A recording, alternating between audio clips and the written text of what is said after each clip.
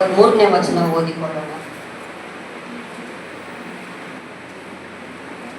ಅದಕ್ಕೆ ಯೇಸು, ಇವತ್ತು ನನ್ನ ಸಂಗಡ ಪರದೇಶಿಯಲ್ಲಿ ಇರುವಿ ಎಂದು ನಿನಗೆ ಸತ್ಯವಾಗಿ ಹೇಳುತ್ತೇನೆ ಎಂದು ಉತ್ತರ ಕೊಟ್ಟನು. ಈ ವಾಕ್ಯವಿಟ್ಟು ನಾವು ಪ್ರಾರ್ಥನೆ ಮಾಡಿಕೊಳ್ಳೋಣ. ಸ್ತೋತ್ರಪ್ಪ, ಸ್ತೋತ್ರ ದೇವನೇ. ಅಪ್ಪ, ಈ ವಾಕ್ಯನು ಸ್ವಾಮಿ ಜೀವವುಳ್ಳ ವಾಕ್ಯ ರಾಜ. ಅಪ್ಪ, ಸಿಲುಬೆ ಧ್ಯಾನ ದಿನದಲ್ಲಿ ದೇವನೇ, ಅಪ್ಪ ನೀನು ಪಟ್ಟಂತ ತ್ಯಾಗಕ್ಕಾಗಿ ಕರ್ತನೆ, ಅಪ್ಪ ತ್ಯಾಗದ ಮಾತುಗಳು ಸ್ವಾಮಿ ಕರ್ತನೆ ಈ ದಿನದಲ್ಲಿ ಧ್ಯಾನಿಸುವಾಗ ದೇವನೇ, ಪರಿಶುದ್ಧಾತ್ಮನು ತಾನೇ ನೀನ್ ಕಾರ್ಯ ಮಾಡು ಕರ್ತನೆ. ಇದಕ್ಕಿರುವಂತ ತಡೆಗಳು ನೀಗಲ್ಪಡಲಿ ಯೇಸುವಿನ ನಾಮದಲ್ಲಿ ತಂದೆಯೇ. ನೋಡುವಾಗ ಈ ವಾಕ್ಯವನ್ನು ನಾವು ನೋಡ್ತೇವೆ. ಎರಡನೇ ಕಳ್ಳ ಅನ್ನೋದಕ್ಕಿಂತ ಆತನು ಒಳ್ಳೆ ವ್ಯಕ್ತಿ ಆಗಿದ್ದ. ಆದ್ರೆ ಎರಡನೇ ಕಳ್ಳ ಅನ್ನೋದಕ್ಕಿಂತ ಆ ಮನುಷ್ಯ ದೇವರ ಕಡೆಗೆ ತಿರುಗಿಕೊಂಡು, ದೇವರು ನಮಗಾದ್ರೂ ದೇವರು ಕ್ಷಮೆ ಅನ್ನೋದಕ್ಕಿಂತ ದೇವ್ರ ದಯೆ ದೊರಕಿರೋದ್ರಿಂದ ಆತನು ಆ ವ್ಯಕ್ತಿ ಏನು ಹೇಳ್ದ, ಇವತ್ತು ದೇವ್ರು ಹೇಳ್ತಾ ಇರೋದು, ಇವತ್ತೇ ನನ್ನ ಸಂಗಡ ಪರದೇಶಿಯಲ್ಲಿ ಇರುವಿ ಅಂತ ಎಂದು ಸತ್ಯವಾಗಿ ಹೇಳುತ್ತೇನೆ. ಆದ್ರೆ ನೋಡಿದ್ರ ಈ ವ್ಯಕ್ತಿ ಹೇಳ್ಬೇಕಾದ್ರೆ ಆ ವ್ಯಕ್ತಿ ಯಾವುದೇ ಪ್ರಯಾಸ ಪಟ್ಟಿಲ್ಲ, ಜ್ಞಾನಸ್ಥಾನ ತಗೊಂಡಿಲ್ಲ, ಯಾವುದೇ ಒಂದು ಕಾರ್ಯಗಳು ನಾವು ಇಷ್ಟು ವರ್ಷಗಳು ನಾವು ಜ್ಞಾನಸ್ಥಾನ ತಗೊಂಡು ಇಷ್ಟು ವರ್ಷಗಳು ನಾವಿದ್ದು ನಾವು ಪರಲೋಕದ ಪರದೇಶಿಯಲ್ಲಿ ನಾವು ಈ ಕಾರ್ಯಗಳನ್ನ ನಾವು ಆರಂಭದಲ್ಲೇ ಹೊಂದಿದ್ದೀವಿ. ಆದ್ರೆ ಒಂದು ಸಣ್ಣ ವಿಷಯಕ್ಕೆ ನಾವು ಆ ಮಾರ್ಗದಲ್ಲಿ ಹೋಗೋದಿಕ್ಕೆ ಅನೇಕ ಕಾರ್ಯಗಳು, ಅನೇಕ ವಿಷಯಗಳು ತಡೆಯಾಗಿರೋದ್ರಿಂದ ನಾವು ಇನ್ನೂ ಪರಲೋಕದ ಬಾಗಿಲಿನಿಂದ ನಾವು ಇನ್ನೂ ತಟ್ಟದೇ ಇದ್ದೀವಿ. ಆದ್ರೆ ಒಳ್ಳೆ ಕಳ್ಳದಿ ಅಂತ ಇನ್ನೊಂದು ಕಳ್ಳ ಹೇಳಿರೋದು, ನಾವು ಮಾಡಿರೋ ಕೆಲ್ಸಕ್ಕೆ ನಮ್ಗಿದು ಸರಿಯಾದ ಶಿಕ್ಷೆ ಅಂತ ಹೇಳಿ ಆ ವ್ಯಕ್ತಿ ಒಪ್ಪಿಸ್ಕೊಟ್ಬಿಟ್ಟ. ಆದ್ರೆ ಎರಡನೇ ಕಳ್ಳ ಆದ್ರೆ ಅದು ಒಪ್ಪಿಸ್ಕೊಡ್ಲಿಲ್ಲ, ದೇವರಿಗೆ ತನ್ನನ್ನು ತಗ್ಗಿಸಿಕೊಂಡು ಒಪ್ಪಿಸಿಕೊಟ್ಟ. ಇದು ಈ ವಾಕ್ಯ, ಈ ಮಾತು ಹೇಳೋದಾದ್ರೆ ಮನ ತಿರುಗಿ ಆತನು ನಾವಾದ್ರೂ ಈ ದಂಡನೆಗೆ ಗುರಿಯಾಗಿದ್ದೀವಿ. ಆದ್ರೆ ಇವರಾದ್ರೂ ಆ ಥರ ತಪ್ಪು ಮಾಡಿಲ್ಲ, ನಾವು ತಪ್ಪು ಮಾಡಿದ್ದೇವೆ ಅಂತ ಹೇಳಿ ನಾವು ದೇವ್ರ ಕಡೆಗೆ ತಿರುಗಿಕೊಳ್ಳೋಣ ಅಂತ ಹೇಳಿ ದೇವರಿಗೆ ಅವರು ಕೊಟ್ಟಿರೋ ಮಾತು, ಇವತ್ತೇ ನನ್ನ ಸಂಗಡ ಪರದೇಶಿಯಲ್ಲಿ ಇರುವೆ ಎಂಬುದಾಗಿ ಹೇಳಿದ್ರು. ಆದ್ರೆ ಒಂದು ವಾಕ್ಯ ಓದಿಕೊಳ್ಳೋಣ. ಯೋಗನ ಗ್ರಂಥ 33ನೇ ಅಧ್ಯಾಯ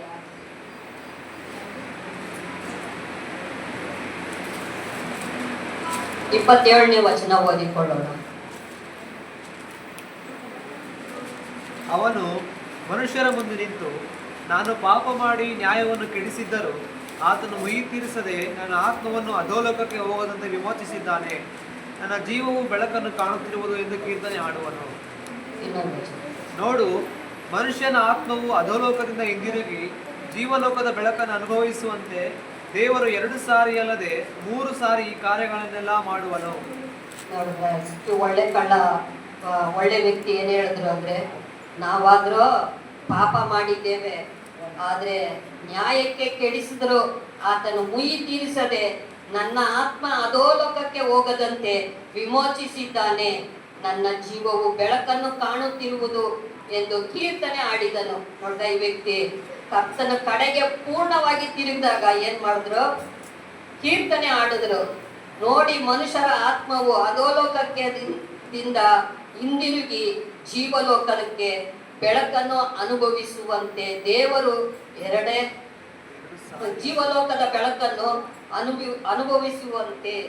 ನೋಡ್ರ, ಮನ ತಿರುಗುವಾಗ ಏನಾಗುತ್ತೆ, ಕೀರ್ತನೆ ದೇವ್ರಿಗಾಗಿ ನಾವು ಕೀರ್ತನೆ ಆಡುವವರಾಗಿ ಮಾರ್ಪಡ್ತೇವೆ. ನಾವು ಮನ ತಿರುಗೋದಿಕ್ಕೆ ಇನ್ನೊಂದು ಮಾತು ಹೇಳ್ಬೇಕಾದ್ರೆ ಮತ್ತಾಯ 3:8 ಹೇಳ್ತಿದ್ದೆ, ಮನ ತಿರುಗೋದಿಕ್ಕೆ ಅದು ಒಂದು ಫಲ ಅಂತ ಅಲ್ಲಿ ಬರೆಯಲ್ಪಟ್ಟೈತೆ. ನಾವು ಮನ ತಿರುಗಿ ನಾವು ದೇವ್ರಿಗಾಗಿ ಫಲ ಕೊಡುವಂಥವರಾಗಿ ಮಾರ್ಪಡೋಣ. ಅಂದ್ರೆ ಪ್ರತಿಯೊಬ್ಬೊಬ್ಬರು ಸಹ, ನಾವು ಸಹ ಪೂರ್ಣವಾಗಿ ದೇವ್ರ ಕಡೆಗೆ ತಿರುಗಬೇಕು. ಅಲ್ಪ ಸ್ವಲ್ಪ ಅಂತ ಅಲ್ಲ, ಪೂರ್ಣವಾಗಿ ಮನ ತಿರುಗಿ ದೇವ್ರನ್ನ ಘನಪಡಿಸುವವರಾಗಿ, ದೇವ್ರಿಗೆ ಕೀರ್ತನೆ ಆಡುವವರಾಗಿ ಮಾರ್ಪಡಬೇಕು. ಅದೇ ಲೂಕಾಕಾಂತದಲ್ಲಿ ನೋಡ್ತೇವೆ, 15ನೇ ಅಧಿಕಾರ 20ನೇ ವಚನ ಓದೋದ್ ಬೇಡ. ಆದ್ರೆ ದೂರದಿಂದ ಮಗನು ಹಿಂದಿರುಗಿ ಬರುವಾಗ ಏನಂದ್ರು ಕನಿಕರ ಪಟ್ಟು ಅವ್ರನ್ನ ಹಿಡಿದುಕೊಂಡು ಅವ್ರಿಗೇನೆಲ್ಲ ಮಾಡಿದ್ರು, ಅವ್ರಿಗೇನೆಲ್ಲ ಇದೆ ಆಯ್ತು ಅಂತ ಹೇಳಿ ನಾವು ಅದನ್ನ ವಾಕ್ಯಗಳನ್ನ ನೋಡ್ತೀವಿ ದೂರದಿಂದಾನೆ. ಆದ್ರೆ 2ನೇ ಕಳ್ಳನ ಯೇಸು ಸ್ವಾಮಿ ಅವ್ರನ್ನ ನೋಡಿ ದೂರದಿಂದಾನೇ ಅವ್ರ ಮೇಲೆ ಕನಿಕರ ಪಟ್ಟು ಅವ್ರನ್ನ ಅಪ್ಪಿ ಮುದ್ದಾಡಿ, ಆತ ಯಾವ ರೀತಿ ಇದ್ದ, ವಲಸಾದ ಕೆಸರಲ್ಲಿ ಬಿದ್ದಿದ್ದ ವ್ಯಕ್ತಿ ಅವನ ದೇವ್ರ ಬಳಿ ಬರುವಾಗ ಆತನ ಶುದ್ಧಿಪಡಿಸಿ ಆತನಿಗೆ ಉಂಗುರಗಳನ್ನ ಎಲ್ಲ ತೊಡಿಸಿ ಅವ್ರನ್ನ ಹಬ್ಬ ಮಾಡಿದ್ರು. ಆದ್ರೂ ಒಳ್ಳೆ ವ್ಯಕ್ತಿ ಹೇಳೋದು ಪ್ರಕಾರವಾಗಿ ಆದ್ರೆ ನಾವು ಮನ ತಿರುಗಿ ದೇವ್ರ ಕಡೆಗೆ, ದೇವ್ರ ಮುಂದೆ, ದೇವ್ರ ಸಂಗಡ ನಾವು ನಿಂತು, ದೇವ್ರ ಪರವಾಗಿ ನಾವು ನಿಂತು ನಾವು ಅದಕ್ಕೆ ತಕ್ಕ ಫಲವನ್ನು ಕೊಡಬೇಕಾಗಿ ನಾವು ನೋಡ್ತೇವೆ. 2 ಕೊರಿಂಥ 5:8ನೇ ವಚನ ನೋಡ್ತಿದ್ವಿ, ಓದಿಕೊಳ್ಳೋಣ.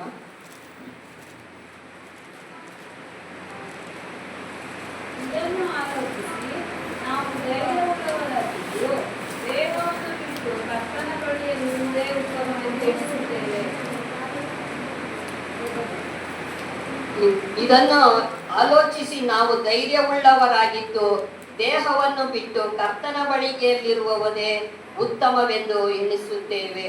ನೋಡಿದ್ರ, ದೇವ್ರ ಸಮ್ಮುಖದಲ್ಲಿ ಬರುವಾಗ ಅದು ನಾವು ಪರಿಪೂರ್ಣವಾಗಿ, ಅಲ್ಪ ಸ್ವಲ್ಪ ಅಲ್ಲ, ಪೂರ್ಣ ಮಾದಿಂದ, ಪೂರ್ಣ ಬುದ್ಧಿಯಿಂದ, ಪೂರ್ಣ ಶಕ್ತಿಯಿಂದ ದೇವರೊಂದಿಗೆ ತನ್ನ ಹೆಜ್ಜೆ ಜಾಡಿನಲ್ಲಿ ನಾವು ನಡೆಯೋರಿಗೆ ನಮಗೆ ಸಿಗಬೇಕಾಗಿರುವಂತ ಉತ್ತಮದೆಂದು ಎಣಿಸುತ್ತದೆ. ಅದೇ ಇನ್ನೊಂದು ವಾಕ್ಯನು ನೋಡಿಕೊಳ್ಳೋಣ. ಅದೇ 2 ಕೊರಿಂಥ 12:3-4 ನೋಡಿಕೊಳ್ಳೋಣ.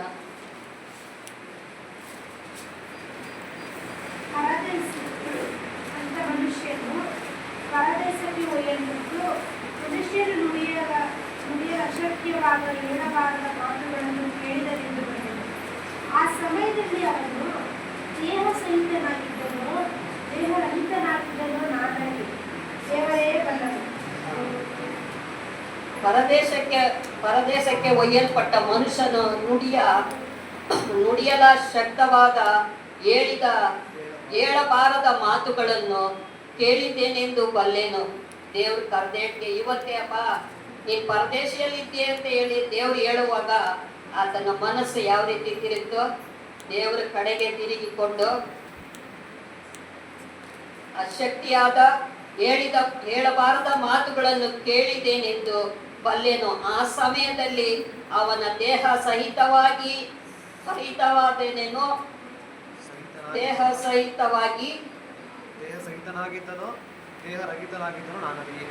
ಎಂದ ದೇವರ ಬಲ್ಲೆನು. ನೋಡಿದ್ರ, ದೇವರ ಕಡೆಗೆ ನಾವು ಸಂಪೂರ್ಣವಾಗಿ ತಿರುಗಿಕೊಳ್ಳುವಾಗ ದೇವರು ತಾನೇ ಎಲ್ಲ ಕಾರ್ಯಗಳನ್ನ ನಮ್ಮನ್ನ ನಾವು ಪೂರ್ಣವಾಗಿ ದೇವರಿಗೆ ನಾವು ಬಿಟ್ಟು ಕೊಡ್ಬೇಕು. ಯಾವಾಗ ನಾವು ಬಿಟ್ಟು ಕೊಡ್ಬೇಕು ಅಂದ್ರೆ ಈ ಲೋಕದ ಆಸಾಪಾಸಗಳನ್ನೆಲ್ಲ ತ್ಯಜಿಸ್ಬೇಕು. ತ್ಯಜಿಸಿದ್ರೆ ಖಂಡಿತವಾಗಿ ದೇವ್ರ ಸಮ್ಮುಖದಲ್ಲಿ ನಾವು ನಿಂತ್ಕೊಳ್ಳುವಾಗ, ದೇವ್ರ ಸಂಗಡ ನಾವು ನಿಂತ್ಕೊಳ್ಳುವಾಗ ನಮ್ಮ ಆಸೆ ಆಕಾಂಕ್ಷೆಗಳು ಏನಿದೆಯೋ ಅದು ದೇವ್ರು ಪೂರ್ಣವಾಗಿ ಪಡಿಸ್ತಾರೆ. ಆದ್ರೆ ಅದು ನ್ಯಾಯದ ರೀತಿಯಲ್ಲಿ ನಮ್ಮ ಆಸೆ ಆಕಾಂಕ್ಷೆಗಳು ಆಗಿರ್ಬೇಕು. ಆದ್ರೆ ದೇವ್ರ ಸಮ್ಮುಖದಲ್ಲಿ ನಿಂತ್ಕೊಳ್ಳುವಾಗ ದೇವ್ರು ಖಂಡಿತವಾಗಿ ಆತ್ಮಿಕ ವಿಷಯದಲ್ಲಿ ದೇವ್ರ ಕಾರ್ಯ ನಡೆಸ್ತಾರೆ.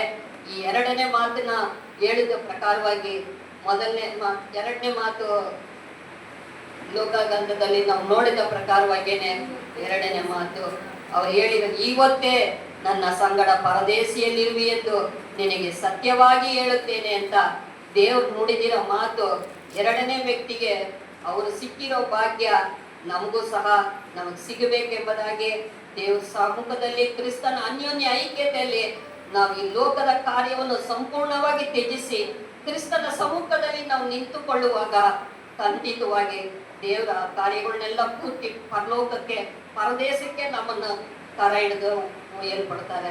ಈ ಕಾರ್ಯವನ್ನು ನೆನೆಸಿ ನಾವು ಮತ್ತು ಈ ಸಮಯದಲ್ಲಿ ನಾವು ಪ್ರಾರ್ಥನೆ ಮಾಡಿಕೊಳ್ಳೋಣ. ಸ್ತೋತ್ರ ನನ್ನ ದೇವನೇ.